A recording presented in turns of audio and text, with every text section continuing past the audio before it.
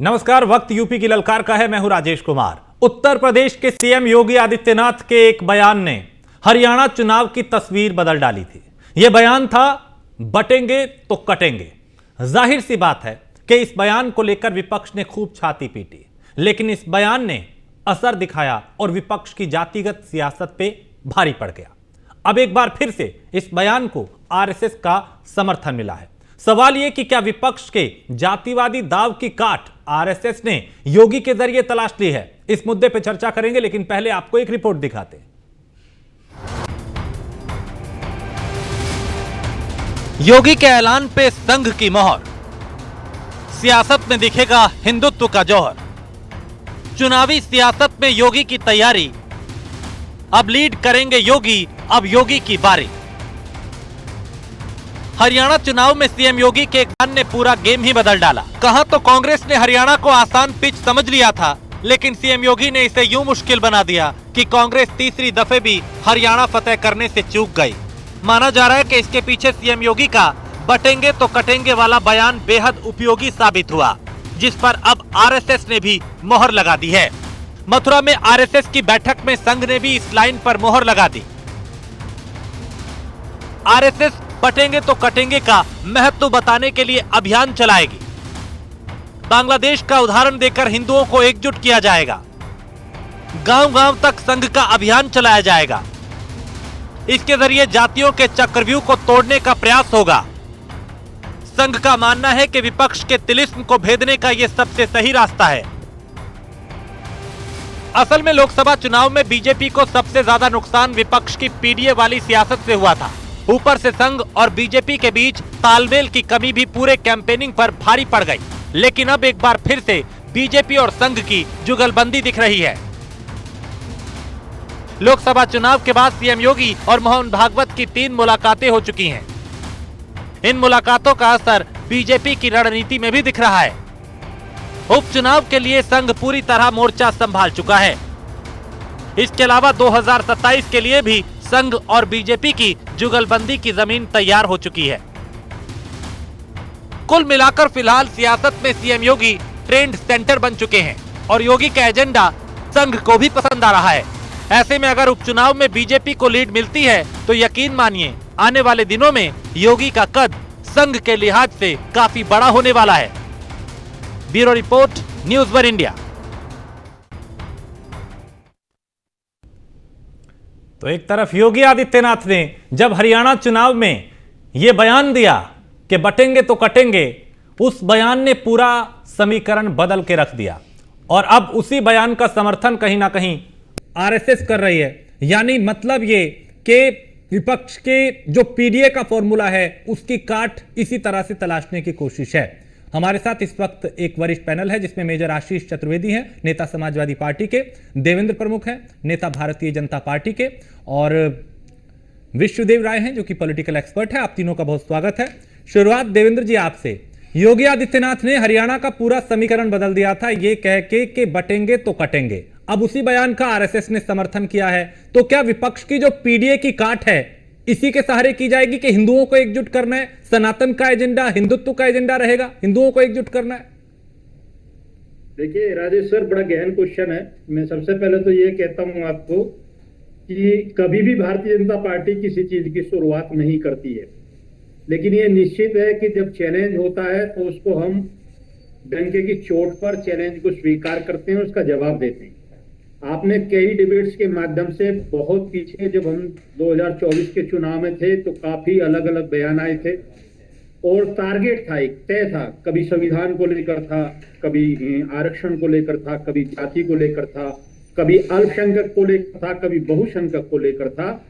तो ये सब चीज जब आती थी तो सिर्फ हम इसका जवाब देते। आज भी ये बयान जो है मैं आपको क्लियर कर देता हूं, ये हमारा नहीं है, हमारा तो इस पर जवाब है।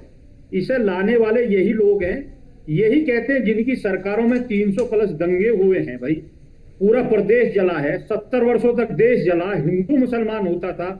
आज दीपावली के नजदीक है, किसी संदिग्ध वस्तु को हाथ मत लगाना, बम हो सकता, फट सकता है, और फटते थे।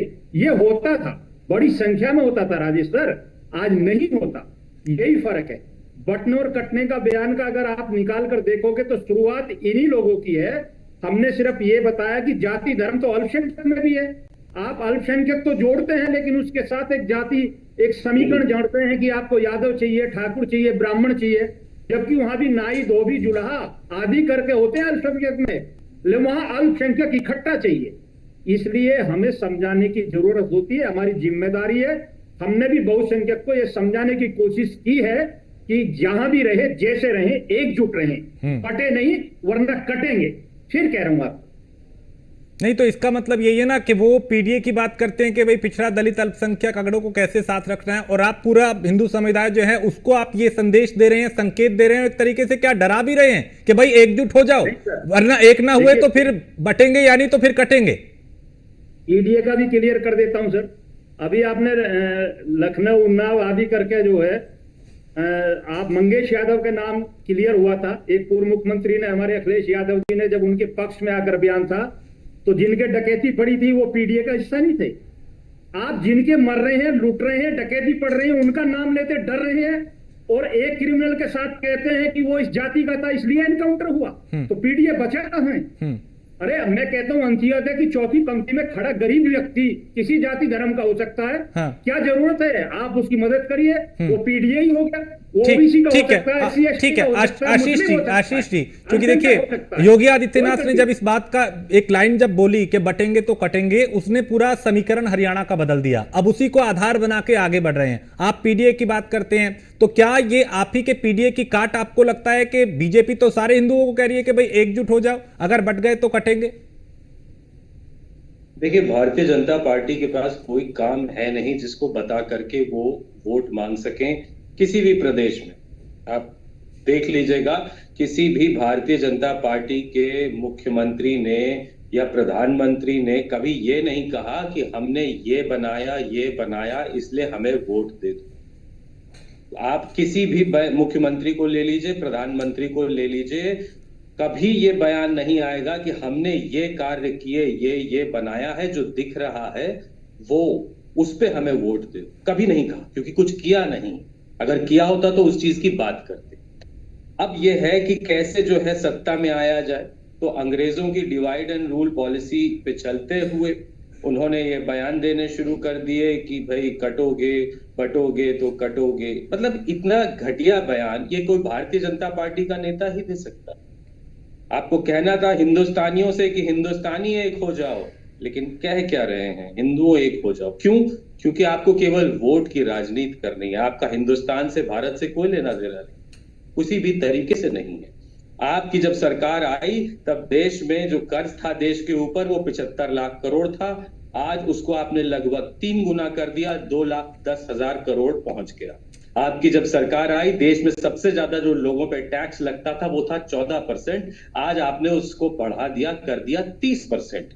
जिन चीजों पे कभी टैक्स लगता ही नहीं था, दूध, दही, कफन, ब्लड पे भी, उस पे भी आ गया आपका जीएसटी। उस पे भी मोदी टैक्स इनको चाहिए। और मिला क्या? सबसे बड़ी बात है, मिला क्या देश के नागरिक को? उत्तर प्रदेश की बात कर ले, 8 बार इनके पर्चे लीक हो, जितनी नौकरियां थी सब संविदा पे दी गई। ठीक, आप ये कह रहे हैं कि भाई ये काम की बात नहीं कर रहे, ये सिर्फ बांटने का काम कर रहे हैं। आपके कहने का मतलब यही है कि मुद्दे की बात नहीं हो रही, बांटने की बात हो रही है। ठीक है विष्णुदेव जी, इस बयान के मायने चूंकि हरियाणा में तो हमने देख लिए, क्या उसी को भुनाने की कोशिश अब उत्तर प्रदेश में भी है और अब इसमें संघ का भी साथ मिल गया बीजेपी को? राजेश भाई देखिए, मैं दोनों लोगों को सुना।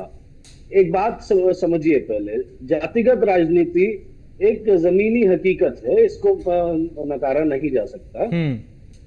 समाजवादी पार्टी ने पीडीए का नाम क्यों लिया? जातिगत कारणों से लिया। भाजपा आज जो कह रही है बटेंगे नहीं, कटेंगे तो कटेंगे, तो ये भी जातिगत ही तो हो गया कि जाति में ना बटिए। तो दोनों तरफ की राजनीति है, इसी पर केंद्रित है। पहली चीज। सबसे बड़ा सवाल आज जो राजेश भाई हमारे सामने है, हम पत्रकारों के सामने ये है कि आरएसएस जो लोकसभा चुनाव में जिसकी भूमिका बीजेपी के अध्यक्ष ने कहा कि जब जरूरत होगी तब हम उनको बुलाएंगे या उनसे मदद लेंगे, तो आज आरएसएस खुल के उत्तर प्रदेश के चुनाव में, उपचुनाव में 9 सीटों के आने वाले 2027 के चुनाव में भी अहम भूमिका निभाने की बात कह रही है।